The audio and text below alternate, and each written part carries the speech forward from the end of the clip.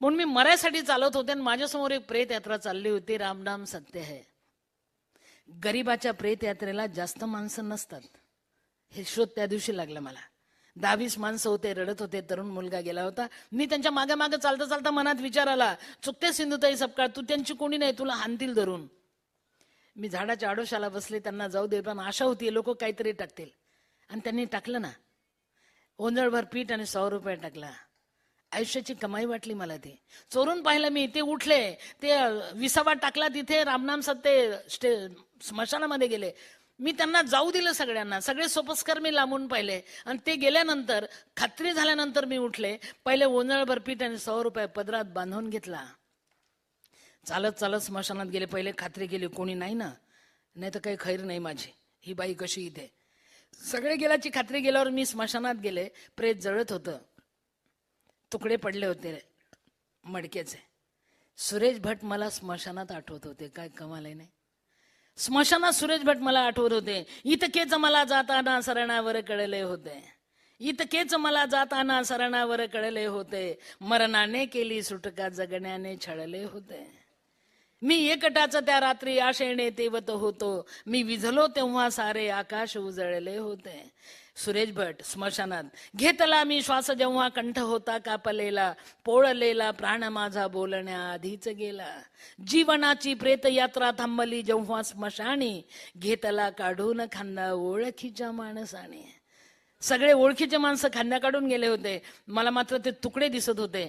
प्रेत जळत होतं, उजेड पडला होता. मी एक तुकडं साफ केलं, दुसऱ्या तुकड्यातलं पाणी थोडंसं त्यात टाकलं. एका तुकड्यात पाणी पण होतं, पाऊस येऊन गेला असेल, देवाला चिंता. ते पदरातलं पीठ भिजवलं, तळात एवढी भाकरी केली, मी जगले कल्पना नाही. पेटणाऱ्या प्रेताचे निखारे ओढले, भाकरी त्यावर शेकली, भाजली, कटाकट्टा तोडून खाल्ली. पण त्याच दिवशी तिथेच बसले. पण अनेक रात्र मी घालवल्या, असं झालं नाही. पण त्या दिवशी एक घटना घडली. मी ज्या दिवशी टाकलेल्या पिठाची भाकरी प्रेताच्या निखाऱ्यावर भाजून खाल्ली ना, त्या दिवशी एक झालंय.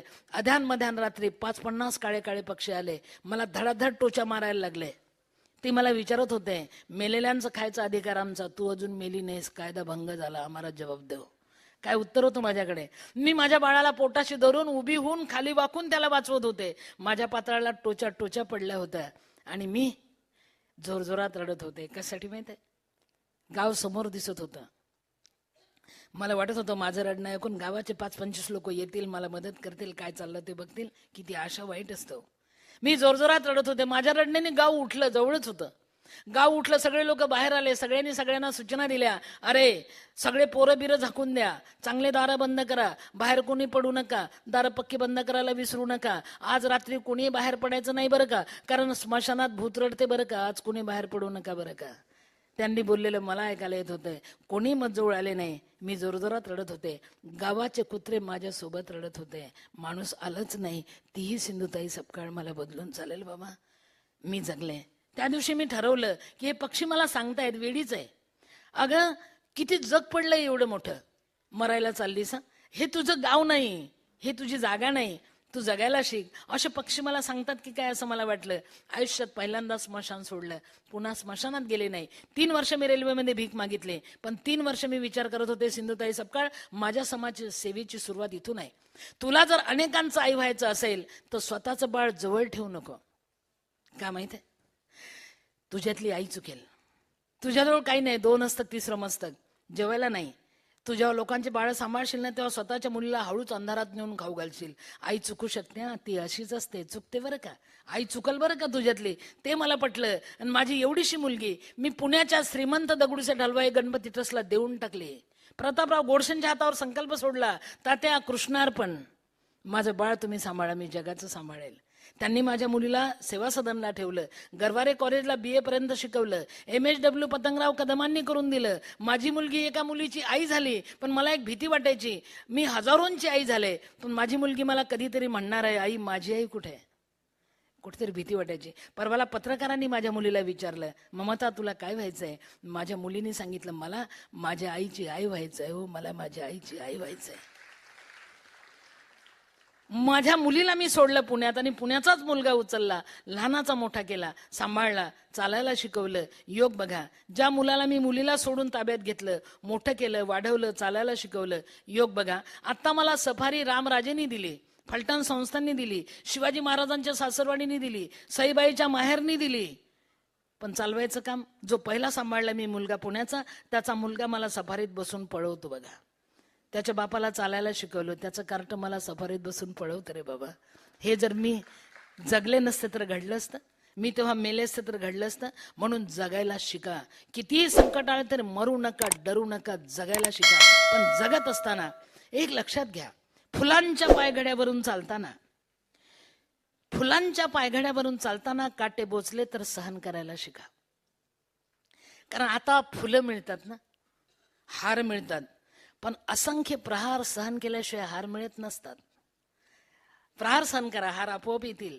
म्हणून फुलांच्या पायघड्यावरून चालताना काटे बोचले तर सहन करायला शिका. कारण काट्यांना फक्त बोचणं माहिती असतं, वेदना कळत नसतात. काट्यांना फक्त बोचणं माहिती असतं, वेदना कळत नसतात. म्हणून या रस्त्याने चालायचं असेल तर आपण आपले पाय इतके घट्ट करायचे असतात, आपण आपले पावलं एवढे घट्ट करायचे असतात की एक दिवस आपल्याला काटे सांगतात, आइए वेलकम सुस्वागतम, हम झुकता है तुम चलना सीखो, हम झुकता है तुम चलना सीखो. माझ्या पायाखाली काटेच होते ना, मी चालत चालत आले म्हणून आज या स्टेजवर ते आले. मी थांबले असते तर हे वाटे बरे काटे, माझ्या पायाखाली काटेच होते, फुलं नव्हते. आता तर फुलांची ॲलर्जी झाली मला खरं. वाटेवर काटे पायनवानी, परी काळ जात माझ्या जनाईची गाणी, वाटेवर काटे. मी काळजातली जनाई आटू दिली नाही बरं का, एवढंच केलं. पायाखाली वाळवंट, पायावरी भेगा, परी काळ जात माझ्या वाहे चंद्रभागा, वाटेवर काटे पायनवानी, परी काळ जात माझ्या जनाईची गाणी, वाटेवर काटे. मुखी माझ्या ज्ञानेशाचे ओविलडी वाळ.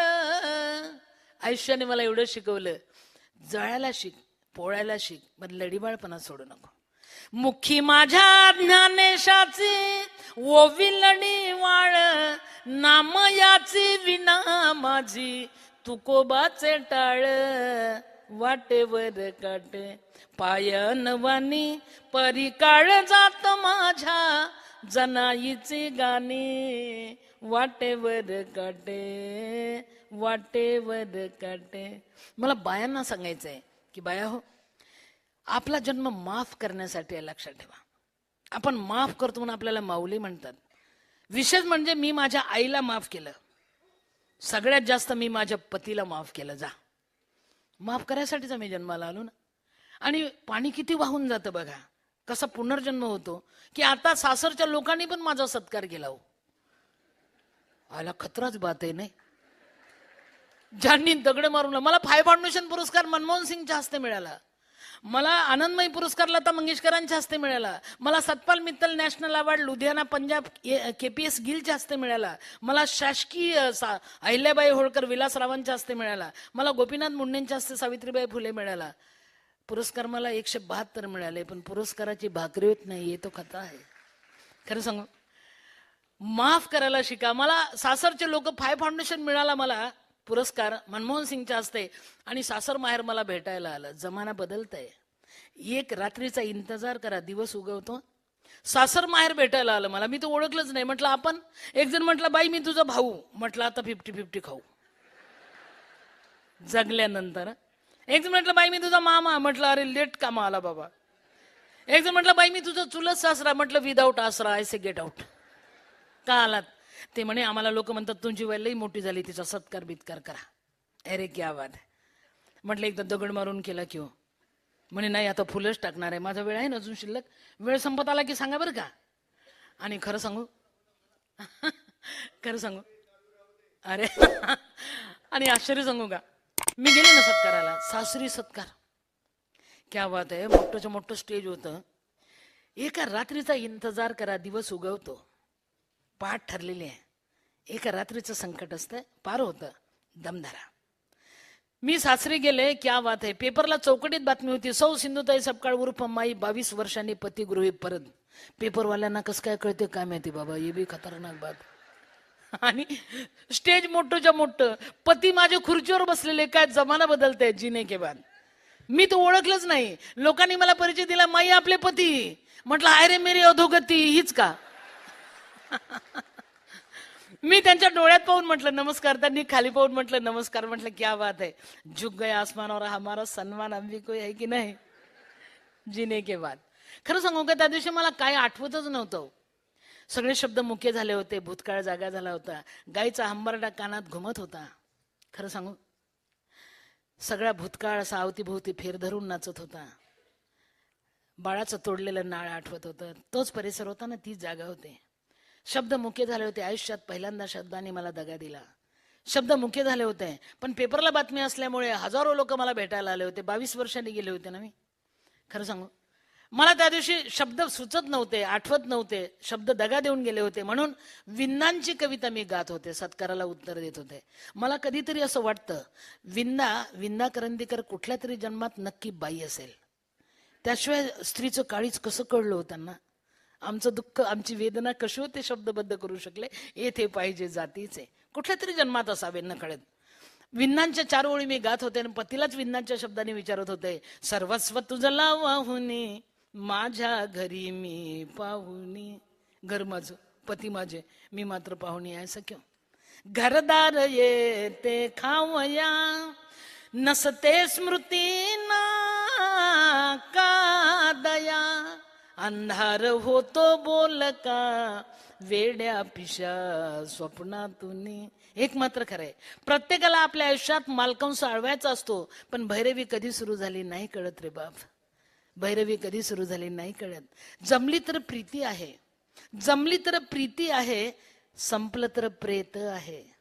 टिंब दिलं तर चिंता होते, काढून टाका टिंब त्याची चिता बनते. एका टिंबाचा फरक, आयुष्य एका टिंबात गोळा होतं, लक्षात ठेवा. एवढंच भांडवल. आणि मी पतीला विचारत होते विंदांच्या शब्दात. संसार मी करीते मुका, दाबून माझा हुंदका. संसार मी करीते मुका, दररोज मी जाते सती. आज्ञा तुझी ती मानुनी, सर्वस्व तुझला वाहुनी, माझ्या घरी मी पाहुनी.